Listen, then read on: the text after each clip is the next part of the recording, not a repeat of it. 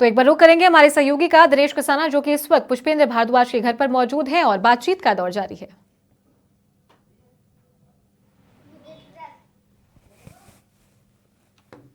मतदान प्रक्रिया समाप्त हो गई है और आज कैंडिडेट्स अपने परिवार के साथ दिन बिता रहे हैं। चूंकि लंबे समय से चुनाव कैंपेन में व्यस्तता थी, इसके चलते परिवार को समय नहीं दे पा रहे थे। आज कल मतदान हो गया है और आज मतदान समाप्ति के बाद अपने परिवार के साथ अभी हम मौजूद हैं कांग्रेस प्रत्याशी सांगानेर से पुष्पेंद्र भारद्वाज जी, जिनके आवास पर परिवार के साथ यहाँ पर पुष्पेंद्र जी लंच कर रहे हैं। लंबे समय के बाद परिवार के साथ यहाँ पर बैठना हुआ है। पुष्पेंद्र जी, कैसा फील कर रहे हैं परिवार के साथ? काफ़ी समय बाद में साथ में लंच हो रहा है। नहीं तो ब्रेकफास्ट भी नहीं हो पाता था, डिनर भी नहीं हो पाता था। सुबह जब जल्दी निकलता था, जब परिवार के लोग सोना करना अपने काम में बिजी रहते थे, जब रात को आता था लेट, तब ये सो चुके होते थे। तो आज बड़ा सुकून भरा दिन है। बेटी को भी टाइम दे पा रहा हूँ, इसके साथ खेल पा रहा हूँ। पूरे 5 साल में नहीं इसके साथ बैठ पाए, और बेटा वाइफ सबके साथ। ये तो हालांकि मेरे साथ चुनाव के अंदर कंधे से कंधा मिला करके जो मेरे को मजबूती दे रहे थे, उससे भी मेरे को बड़ी राहत मिली। चुनाव कैंपेन में हालांकि व्यस्तता रहती है, परिवार के लोग भी चुनाव कैंपेन में हाथ बटाते हैं। आज परिवार में हैं, पुष्पेंद्र जी ने कुछ रसोई में भी मदद की आपके साथ? हाँ, आज अपनी बेटी के लिए सेवइयाँ बनाई हैं, तो किचन में भी आज सुबह से लगे थे। जो गुड़िया डिमांड कर रही थी, बेटी पकड़ना है क्या, जो बेटी डिमांड कर रही थी खेलने की, तो थोड़ा सा उसके साथ खेले। आज सुबह से ही बच्ची के साथ लगे हुए हैं, क्योंकि मैं और बेटा तो साथ ही रहते हैं। चुनाव कैंपेन में भी आप साथ में थे। किस तरह के मुद्दे आपने वहाँ पर देखे? पब्लिक के डिमांड्स थे, पब्लिक से कमिटमेंट्स थे। कैसा चुनाव कैंपेन रहा और किस तरह की उम्मीद आपको लगती है? ज़्यादातर जो वहाँ की पब्लिक थी, पिछले चुनाव में ये फ़र्क था कि पिछली बार हमें बताना पड़ रहा था कि पुष्पेंद्र भारद्वाज जी की मैं वाइफ हूँ। इस बार लोग जानते थे और लोगों के मुंह पे थी कि हाँ, पुष्पेंद्र जी ने ये काम किया है, हमारी नाली बनाई है, हमारी सड़क बनाई है, हमारा ट्रांसफ़र करवाया है। और बहुत सारी छोटी मोटी कुछ शिकायतें थी, उनके लिए कह रहे थे आप ज़रूर करवा देंगे, हमें यकीन है। मतलब जनता को यकीन था कि पुष्पेंद्र जी काम करवाएंगे जीतने के बाद। 5 साल मेहनत की, उसका फ़ायदा देखने को मिला। देखो, मेहनत का तो हर जगह ही फ़ायदा मिलता है, बिना मेहनत के कुछ नहीं है।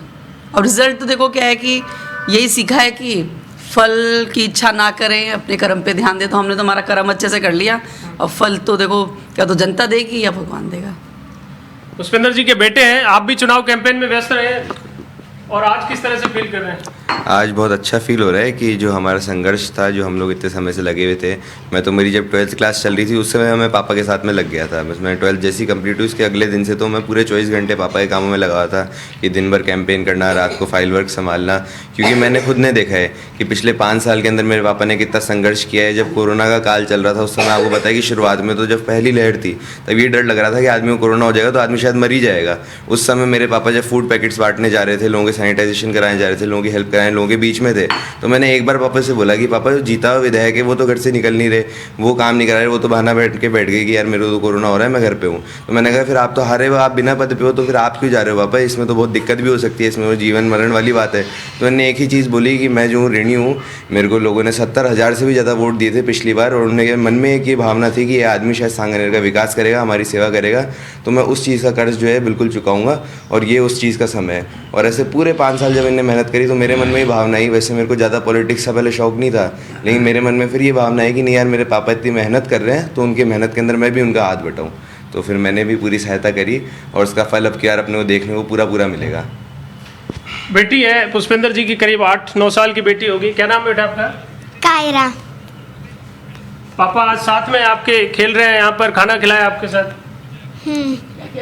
चुनाव कैंपेन में गए आप पापा के साथ? नहीं। प्रचार किया आपने? वोट मांगे पापा के लिए? यहाँ बैठ के अपनी फ्रेंड्स को बताओ, ऐसे शर्माते नहीं। पुष्पेंद्र भारद्वाज के बेटे कह रहे हैं कि चुनाव हारे हुए थे, लेकिन लगातार कोरोना में लगे रहे, और कहा भी जाता है कि हार के बाद ही जीत है। इस बार पुष्पेंद्र भारद्वाज पूरे 5 साल लगे रहे, और अब 5 साल के बाद जब चुनाव हुआ है, तो चुनाव में इस तरह का नारा भी देखने को मिला कि अब की बार पुष्पेंद्र भारद्वाज सांगानेर में। और यही कारण है कि पुष्पेंद्र भारद्वाज को पूरा सहयोग और समर्थन मिला। लेकिन किस तरह के परिणाम की उम्मीद पुष्पेंद्र जी देखते हैं इस पूरे कैंपेन को लेकर? देखिए, जिस तरह से जनता की भावना हमारे प्रति दिख रही थी, चारों तरफ जो एक हमने टैगलाइन दी सांगानेर में तो पुष्पेंद्र भारद्वाज, तो मैं जिधर भी मिलूं तो लोग मेरे को गुनगुनाते मिले सांगानेर में तो पुष्पेंद्र भारद्वाज। तो लोगों की जनभावना थी कि जो उनके बीच रहने वाला, और बहुत आप सोचिए कि आदमी एक दिन मेहनत करता है, 2 महीने करता है, 4 महीने कर लेता है, 6 महीने, पूरे 5 साल एक ही रूटीन रहा, 365 दिन 24 घंटे हमने हमारा जन सेवा कार्यालय जो जनता की सेवा के लिए खोला, वो कभी बंद नहीं हुआ हमारा। हमने होली, दिवाली, रक्षाबंधन तक हमारे कार्यालय में मनाए। तो जनता का अपार समर्थन था और हमें आशा है कि जिस तरीके से सांगानेर में राजस्थान की सबसे बड़ी जीत बीजेपी दर्ज करती है, कोई बड़ी बात नहीं, जनता का आशीर्वाद मिल जाए तो वो इस बार उलट हो जाए।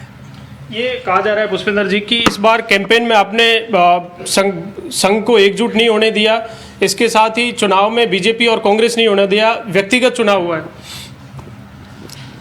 देखिए, ये बीजेपी तो संघ का गढ़ है और उसी के दम पे ये चुनाव लड़ते हैं।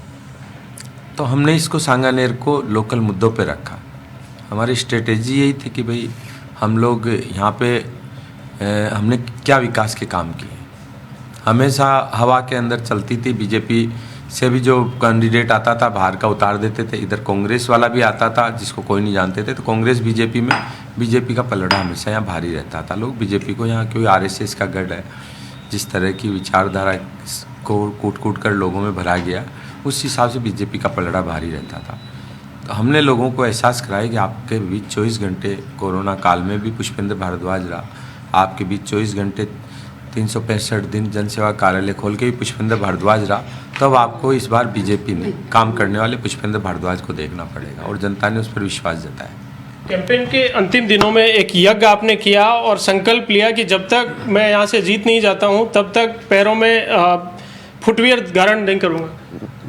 देखिए, जो मैंने संकल्प लिया है वो ये लिया था कि मैंने 51 प्रण किए थे कि मेरे 51 प्रण और कैसे बने सांगानेर विधानसभा नंबर 1। उन 51 प्रणों के लिए लोग कहते थे कि आप ये प्रण आपने तो कागज़ में दे दिया, इससे क्या होता है। बहुत सारे लोग वचन देते हैं, प्रण देते हैं, आज तक सांगानेर में क्या किया लोगों ने, चुनाव जीत गए, हार गए, कोई दिखता ही नहीं है। तो मैंने लोगों को विश्वास दिलाने के लिए मैंने यज्ञ वेदी के सामने प्रण लिया था कि भाई जो मेरे 51 प्रण है, मैं जैसे ही चुनाव जीतूंगा इनको पूरा करना चालू कर दूंगा। फिर उसी दौरान यज्ञ वेदी पे ही यज्ञ में जो मुझे को पूजा कराने वाले पंडित जी ने कहा कि भाई मैं मेरे चप्पल जूते नहीं पहनूंगा जब तक पुष्पेंद्र भारद्वाज जीत नहीं जाता, पुष्पेंद्र भारद्वाज का परिणाम नहीं आ जाता। बहुत सारे, कम से कम 100-150 हमारे बहन